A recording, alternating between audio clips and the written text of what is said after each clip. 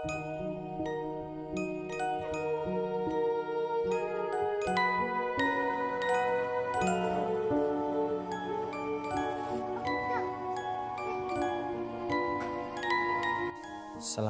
warahmatullahi wabarakatuh.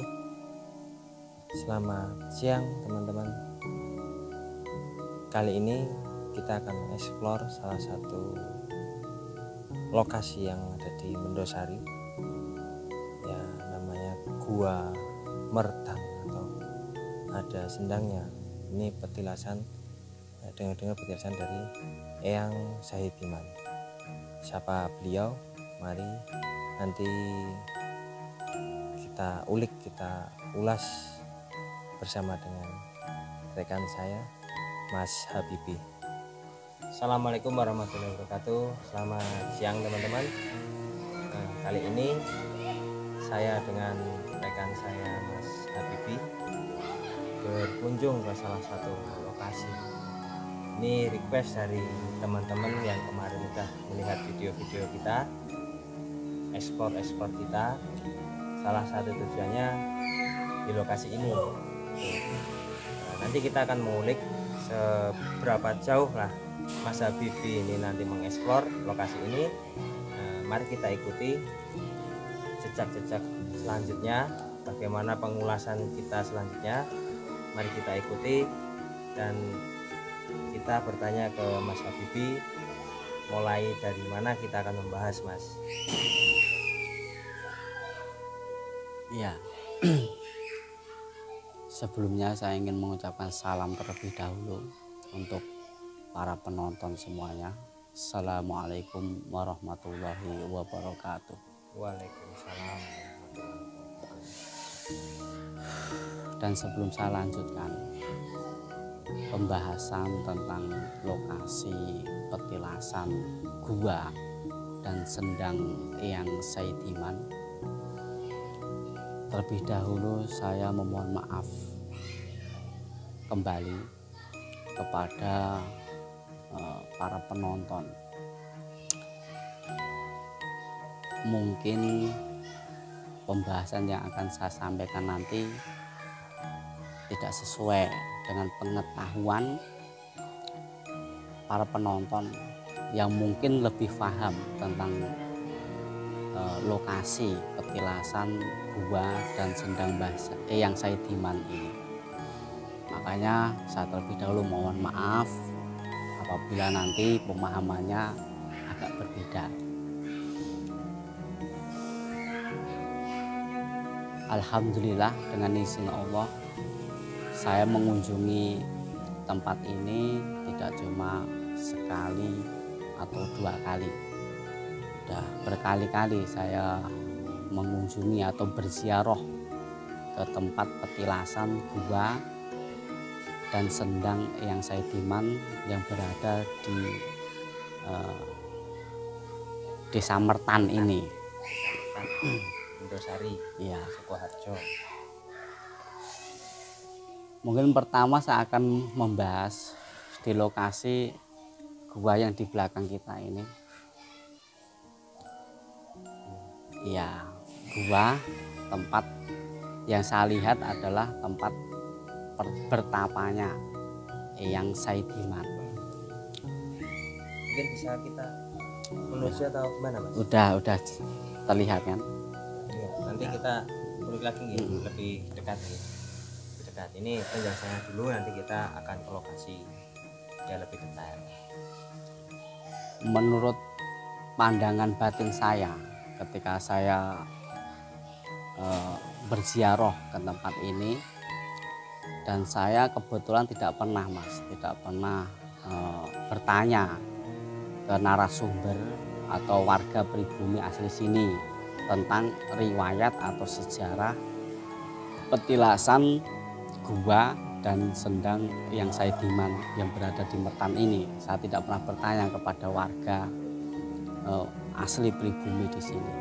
Jadi murni dari dengan sendiri. Iya. Jadi menurut Mas Habibi melihat dari mata batin atau supranaturalnya, tidak melihat dari warga setempat atau orang yang tidak pernah ke sini gitu. Iya. Yang saya lihat dari mata batin saya ketika saya sering berziarah ke tempat ini adalah Alkisah. Pada zaman penjajahan dulu hiduplah seorang tokoh, kalau saya mengatakan ulama gitu, yaitu tidak lain dan tidak bukan adalah Eyang Saidiman itu sendiri. Pada waktu itu saya lihat itu zaman penjajahan, dan sebagai seorang ulama waktu itu kan memang pengusiran penjajahan atau yang melawan penjajahan itu dimulai dari ulama waktu itu, dan saya melihat yang saya dimana ini ada hubungannya dengan Mbah Hasyim Asy'ari, pendiri Nahdlatul Ulama Jombang. Ada hubungannya dengan itu kalau saya lihat. Saudara atau murid atau? Ya mungkin lebih jelasnya mungkin seperjuangan gitu aja. Oh, teman. Mungkin sesama ulama atau bahkan santrinya. Yang jelas eranya sama, Mas. Eranya sama pada masa-masa penjajahan dahulu, yaitu Belanda dan Jepang. Hiduplah seorang tokoh ulama yang bernama Eyang Saidiman, dan saya tidak tahu pasti Eyang Saidiman itu ada apakah penduduk pribumi asli di sini atau memang ulama pendatang. Yang jelas beliau adalah tokoh ulama gitu aja, dan beliau berjuang pada waktu itu. Selain ulama, beliau juga pejuang militan, bahkan pejuang militan. Tentara gitu. Pokoknya pejuang militan itu dari golongan ulama.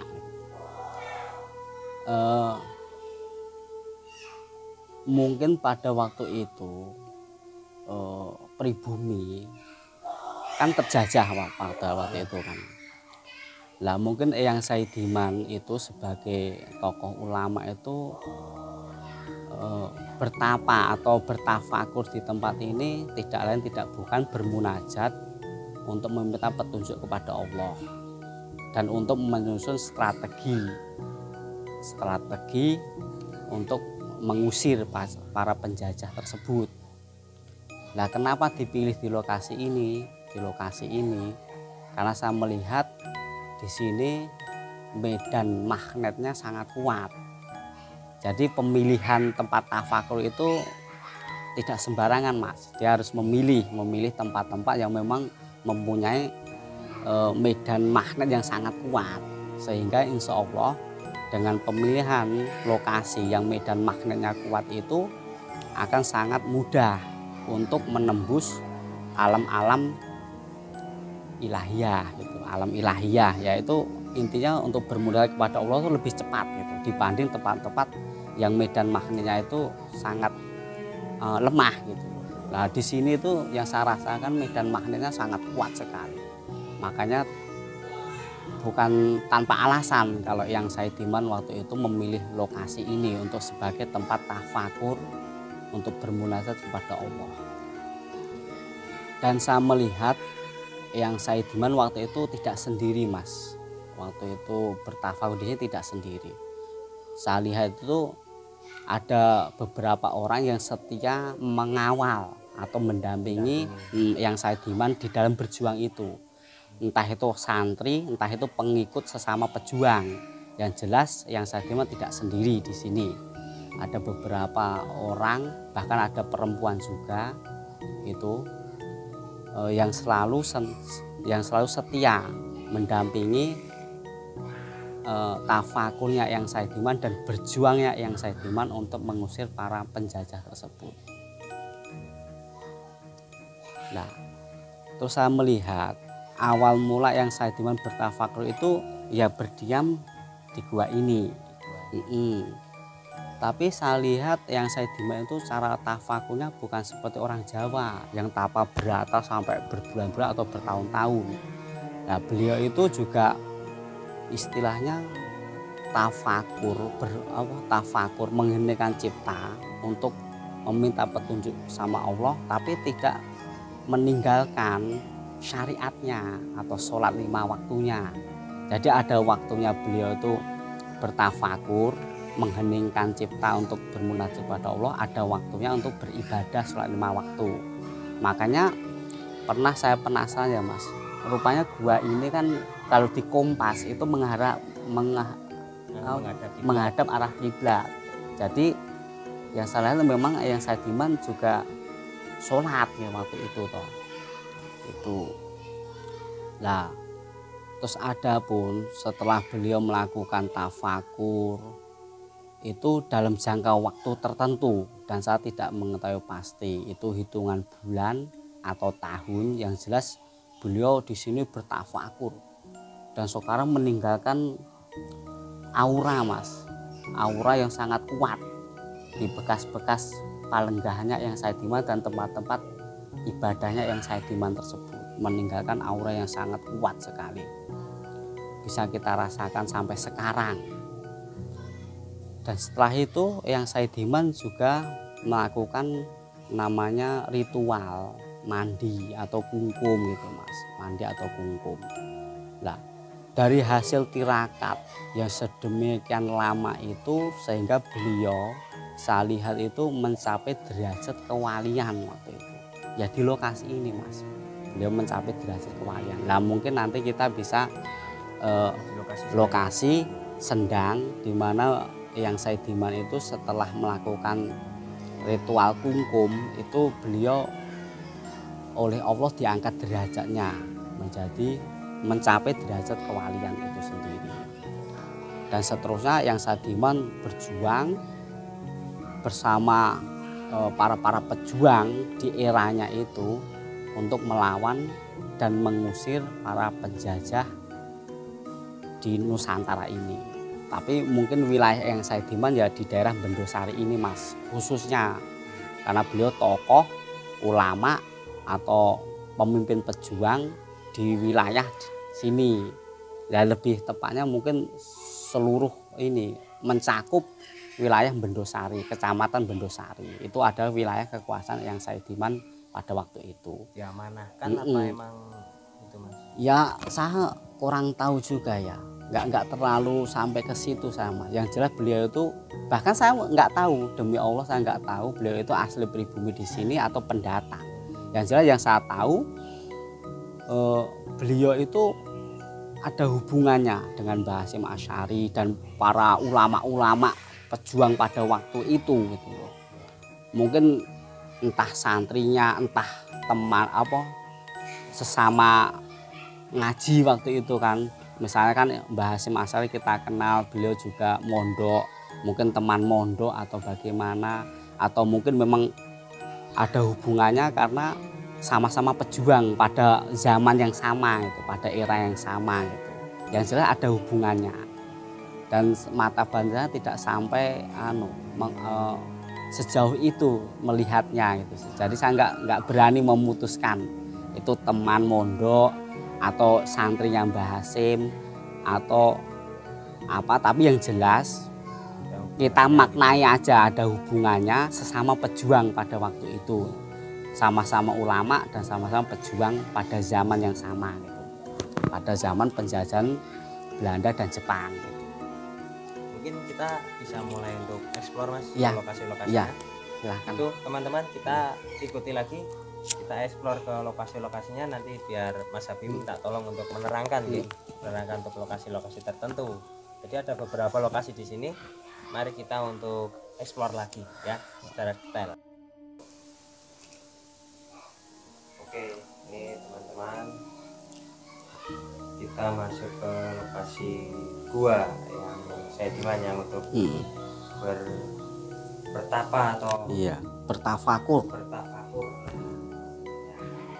Nah, ini ada gua. Mendekat duduk Mas untuk menjelaskan Mas. Nah, ini adalah tempat bertafakurnya yang Saidiman pada waktu itu.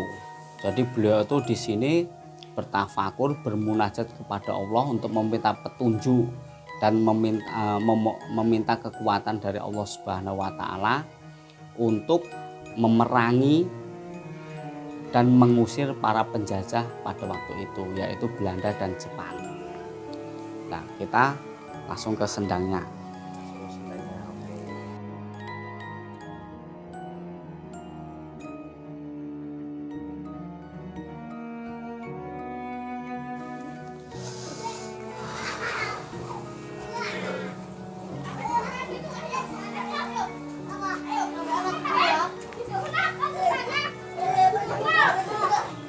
Nah, menurut mata batin saya melihat inilah sendang yang dipakai rutinitas yang Saidiman untuk mandi, untuk berwudu, bahkan kungkum pada malam hari. Ya disinilah lokasinya. Ayo. Dan di sini Mas. Dan saya lihat setelah yang Saidiman pada malam hari kungkum, melakukan ritual kungkum di sendang ini, beliau bermunajat di sini, yaitu melakukan sholat malam, sholat hajat, sholat malam, sholat hajat atau sholat tahajud di sini. Dan beliau juga bertafakur di sini setiap malamnya. Nah, menurut warga di sini memang dikenal papan petilasan sholatnya yang Saidiman. Tapi yang saya lihat di sini dipakai yang Saidiman untuk sholat aktivitas sholat hajat dan sholat tahajud pada malam hari. Dan kita pindah ke sana. Nah, untuk khusus pengikut atau santriwati dari yang Saidiman itu melakukan ritual di sini Mas, melakukan ritual kungkum di sini. Ini khusus untuk perempuan, pengikut atau santriwatinya yang Saidiman. Nah, ini dikhususkan untuk santriwati, artinya perempuan, pengikut atau santrinya yang Saidiman yang perempuan. Di sini ritualnya. Jadi makanya di sini oleh warga dinamakan sendang wadon. Gitu.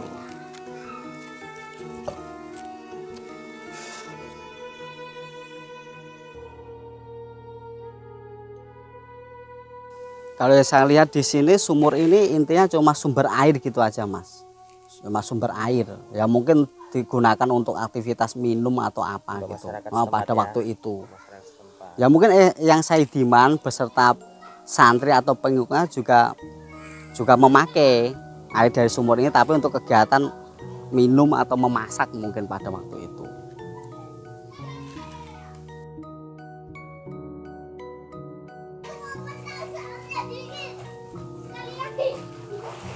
Nah, menurut mata batin saya, setelah sekian lama yang Saidiman melakukan tirakat atau tafakur di tempat ini, beliau ketika selesai melakukan ritual kungkum, lalu beliau langsung mendapat derajat kewalian. Ketika naik Mas, naik dari sendang, naik ke daratan, beliau langsung mendapat anugerah derajat kewalian. Yang saya lihat di situ gimana Mas? Ya, di sini cuma ada ini Mas, cahaya putih besar gitu, seperti rembulan, tapi sangat terang. Di antara sini. Ya, sangat terang tapi tidak menyilaukan, tidak menyilaukan. Dan di lokasi ini banyak sekali Mas yang menjaga. Tapi saya tidak mau membahas, karena itu adalah dari bangsa-bangsa jin. Saya tidak mau membahas tentang bahasa-bahasa jin. Nah, saya tadi mau tanya masalah itu Mas, masalah apa? Masalah untuk hal gaibnya yang di sini menjaga itu, yang dominan itu seperti apa? Menjaga mungkin yang diamanahkan dari yang Saidiman atau apa gitu Mas? Apa ada? Kalau yang sengaja diamanahkan oleh yang Saidiman untuk menjaga tidak ada Mas. Tapi yang namanya tempat-tempat pertapaan pasti akan meninggalkan yang namanya nafs gitu. Nafs itu artinya memori tentang kemuliaan seseorang. Jadi di sini kuatnya nafs tentang tirakat itu sendiri. Jadi meninggalkan memori tentang laku tirakatnya yang Saidiman. Kalau yang menjaga itu saya lihat banyak dari bangsa-bangsa jin. Dari bahasa jin, ya banyak yang muslim juga, banyak jin muslim. Jadi bagus ini. Bagus. Kita untuk menggunakan tempat Iya. seperti apa gitu. Iya. Tapi ada lagi Mas untuk tempat ini? Ya saya kira untuk saat ini cukup sekian penjelasan tentang eksplorasi di wilayah petilasan gua dan sendang yang Saidiman yang berada di Mertan ini. Mungkin pesan Mas, pesan untuk para penziarah yang akan berziarah ke tempat ini. Saya mohon kepada para penziarah, bijaklah di dalam melakukan tirakat di tempat ini. Jangan mengotori tempat ini dengan ambisi nafsu Anda gitu loh. Karena di tempat ini meninggalkan jejak atau memori tentang keagungan dari seorang tokoh ulama dan pejuang, yaitu Yang Saidiman. Jadi ketika Anda berziarah ke sini, jangan meminta apapun. Jangan meminta apapun, tapi fokuslah bermunajat kepada Allah Subhanahu wa taala. Jangan meminta tempat di gua atau di sendang ini.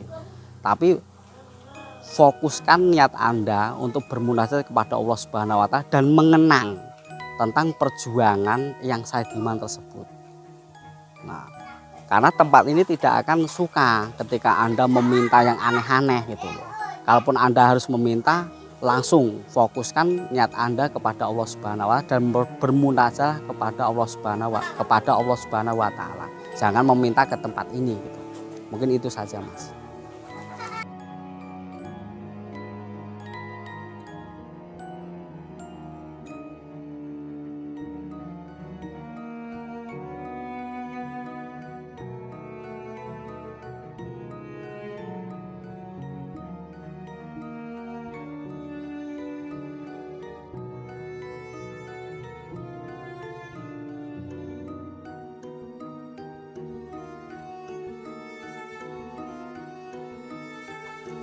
Oke, sekian teman-teman explore dari kita.